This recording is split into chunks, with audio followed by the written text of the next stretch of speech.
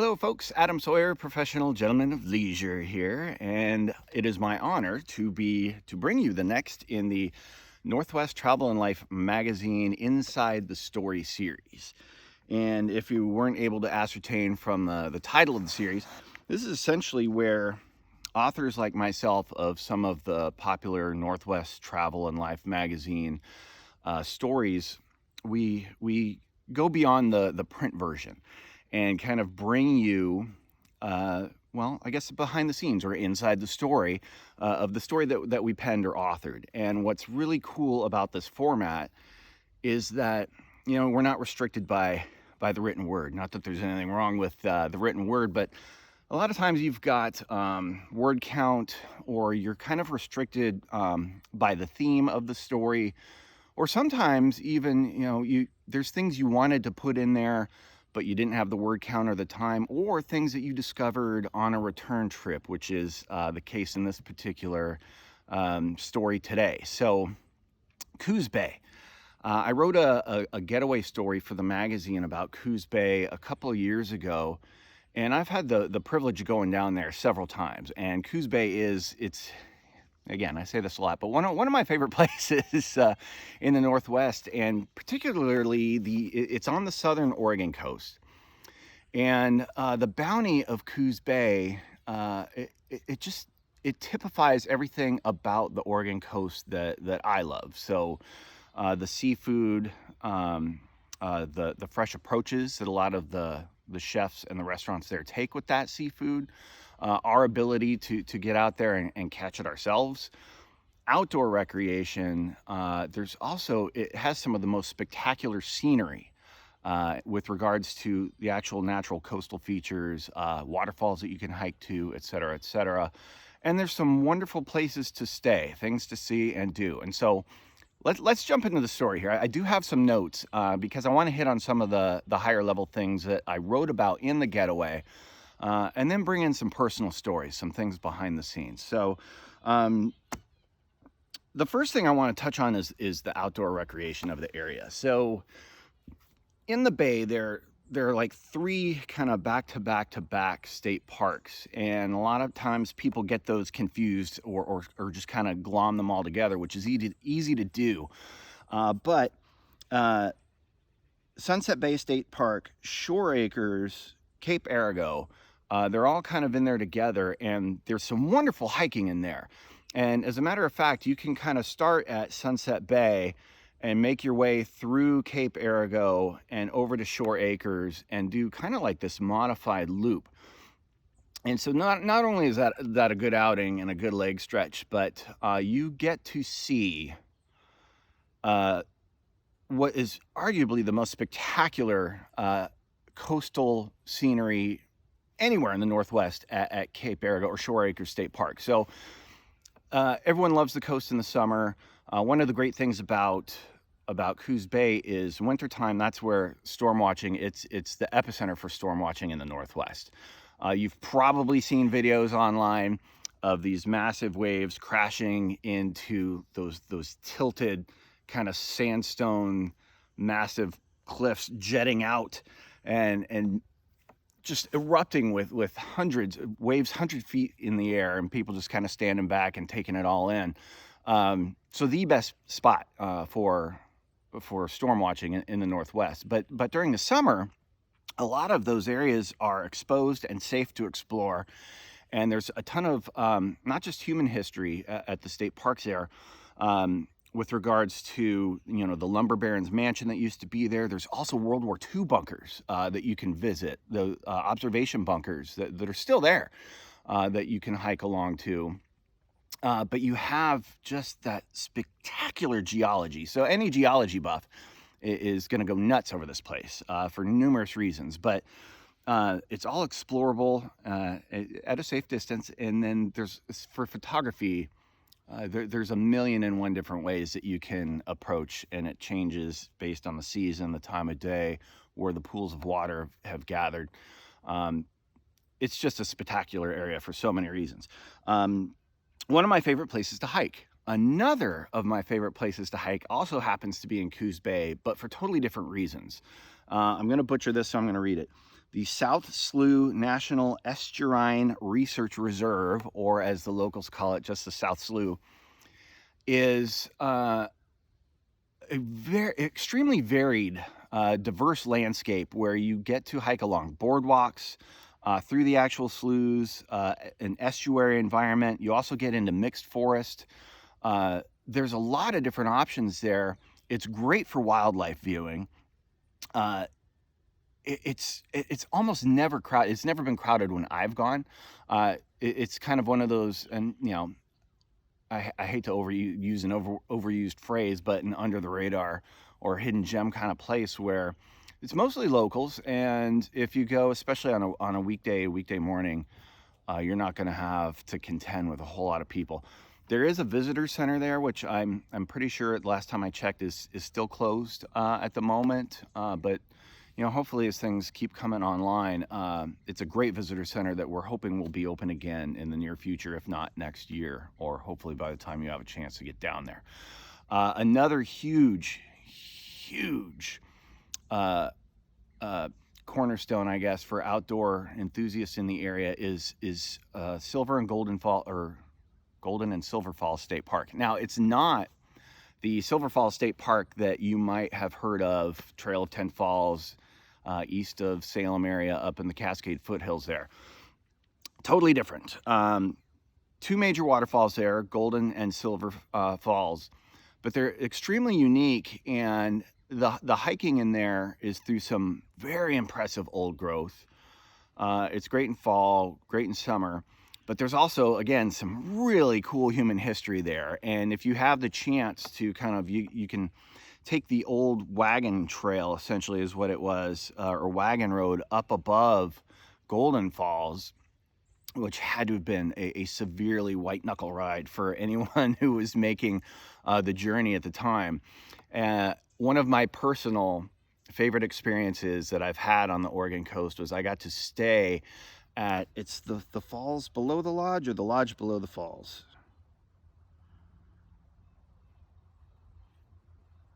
Almost have it. Below the Falls Lodge. Sorry, I always get those switched around.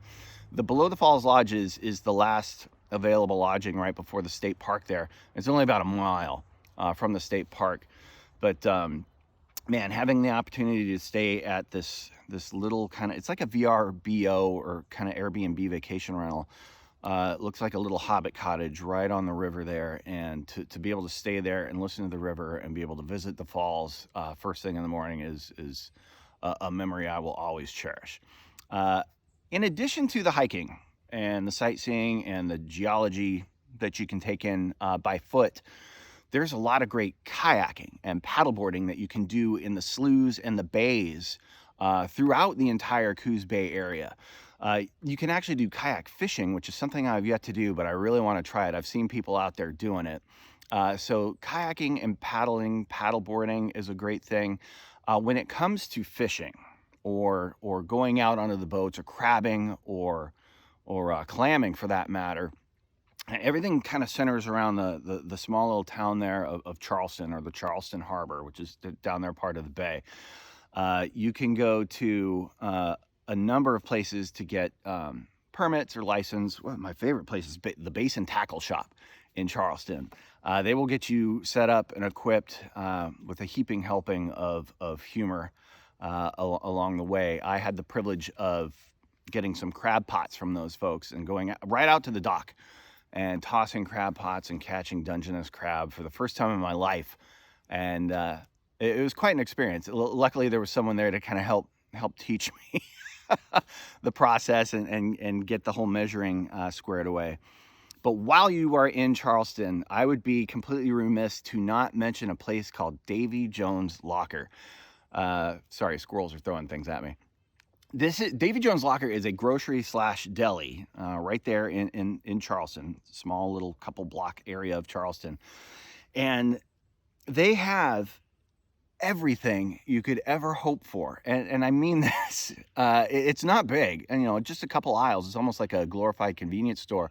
But whatever's on your list, I swear to you, I need a shoehorn, a tub of Crisco, a cornucopia, and a ham and cheese on rye with no mayo, and a 30 amp breaker, and you can get it all, just whatever you want. I'm halfway convinced if you stand in the middle of aisle 3, close your eyes for 5 seconds and wish you're all heard for whatever it is you want, you open your eyes, it's probably going to be there. I don't know, fire roasted Cheeto flavored beef jerky. There it is. So you have to visit Davy Jones Locker if you go to the Coos Bay area. I think that's all I've got for, well, yeah, and then obviously the fishing, clamming, and crabbing is a huge part of that. And I do want to do that kayak fishing as well. Food and drink. Coos Bay has done a really good job, I think, of kind of elevating what people have as preconceived notions of coastal cuisine. For the longest time, the Oregon coast was, just kind of battered and fried was the take on what you were going to get, or clam chowder, any variance of a million different versions of people's clam chowder. But there are some spots in particular that I really enjoy. As a matter of fact, my favorite sushi place in Oregon is on the southern Oregon coast there at Coos Bay. It's called the Tokyo Bistro. Japanese cuisine. They use fresh, real wasabi, which I didn't know was an issue actually before I visited there. Most places don't use actual wasabi. It's very hard to get in the United States, apparently. But they make their own wasabi. The sushi is incredible. You can go in there and order however you want to, but if you've really got the time and inclination and the appetite for it, I recommend you do the omakase style, or like kind of the chef's bring it on. You just feed me and I'll take it. Another great place, a seafood cafe called Shark Bites. They specialize in like fish tacos, fresh Dungeness crab cakes, things of that nature. They're very good. Another place that I really like to go is Seven Devils Brewing. They're one of the best known, with good reason, brew pubs on the southern Oregon coast. They're very community minded. They do an excellent job with elevated pub grub. The beer's great, thankfully, because that it all starts with that. But they do a lot of community events, a lot of live music. They're a great spot to hang out. The Hilltop House is another favorite of mine. Every time I go, I think I've gone to the Hilltop House for dinner at one point or another in the journey down there. It is old school in the best possible way, kind of that old. And I think I wrote this in the story, the Coos Bay Getaway story. It's like you'd almost expect to see the Rat Pack in the back, that kind of place, that kind of vibe. Really good old school traditional entrees and dishes. And they update things, and there's obviously some more kind of updated versions of things available, but they do old school, surf and turf, steak, seafood, those sorts of things incredibly well, and the view is unbeatable. Another place is the restaurant Chef O'Neill, I believe. You want to talk about kind of a global palate. This is the place to go to for an elegant dinner in Coos Bay. And it's got global influence from everywhere. He's got quite the resume and quite the background. So that's the place you want to go if you want kind of like, a fancy dinner or something, some sort of really elevated, thoughtful, progressive cuisine with influence from around the globe. That's your spot. And then my favorite bar to go to is the Liberty Pub. Yeah, I've been there. Gosh. I don't remember how many times I've been there, and that's probably a good sign for how good a time, how good a place it is. It's kind of like the Cheers of the South Coast, I think, of Oregon. Always had a great time in there. Everyone's friendly. The food is great. Just a lot of good times I've had in there. It's just good times. Trust me. Go to the Liberty. Got the food and drink covered. With regards to lodging, there's 3 places that I want to recommend or at least bring up. There's the Itty Bitty Inn, which is kind of this awesome retro vintage vibe. The rooms are actually themed, like there's a Star Trek room. You can check out one of their beach cruisers. They have bicycles that are available. They've got really great sense of humor there, really thoughtfully done, kind of restored, refurbished, and again, like themed rooms. It's a great place to stay. One place that I haven't been to that is kind of newish that I really want to check out, and I'm bring it up to you guys just because it is something that's new and exciting, and I want to check it out probably just as much as you will want to, is the Bay Point Landing, and I have it on good authority that it's a good spot to be. They've got those like individual luxury cabins on the beach. There's RV camping, and they also have like those Airstream trailers, which are kind of all the rage right now for so many reasons. If you haven't stayed at an Airstream kind of village or trailer park, I guess, RV park, I highly recommend it. They've really done fascinating things with these Airstreams, and they're quite luxurious and cozy. And so I want to check that place out, the Bay Point Landing. And then the last place that I really enjoy is the Mill Casino and Resort, for so many reasons. One, they're right on the bay. They got great views from the suites there. There's a casino, obviously. They've got a ton of different dining options, but they're also home to a ton of great festivals. So they've got the Barbecue Blues and Brews, which I was lucky enough to have an assignment to go down there and get trained to get my KCBS barbecue judge certification. Took the class, got certified, was able to judge the barbecue competition, and I've been keeping that thing going, keeping that membership, my KCBS, current, so I can continue judging barbecue around the Northwest, which is, I don't know, one of the sweetest gigs I've ever been able to fall into. They also have the food truck, is it the Food Truck Off? Yeah, Food Truck Off Festival there, which is another amazing thing in the summer. Food trucks from all around the Bay, every style of cuisine. As you probably already know, food trucks, food carts are one of the great things happening in the Northwest. So definitely check that out. There's other summer festivals. What is it? The Blackberry Arts is another one. And then in February, actually, early in the year, there's the Charleston Crab Feed. Back to Charleston again, which is another kind of great community event, big crab dinner, lots of different options, but it's a great fundraiser for the community. Yeah, and so those are the festivals, the lodging, the food and drink. And that's kind of behind or inside the story for my Coos Bay getaway.